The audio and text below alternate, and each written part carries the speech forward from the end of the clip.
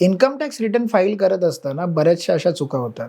त्या म्हणजे बऱ्याच वेळेला असं होतं, की तुमचं बँक अकाउंट हे प्रॉपर दिलं जात नाही. त्याच्यामुळे बऱ्याच लोकांचा जो रिफंड आहे, हा त्या बँक अकाउंटमध्ये येत नाही. त्यामुळे तुम्ही रिटर्न फाईल करत असताना तुमचं बँक अकाउंट प्रॉपर पद्धतीने दिलंय का? त्याचा अकाउंट नंबर, त्याचा IFSC नंबर हा टाकलाय का? ते चेक करा. त्याचबरोबर तुमचं सगळ्याच मार्गाने येणारं उत्पन्न, जे काही इन्कम आहे, ते तुम्ही डिक्लेअर केलेत का?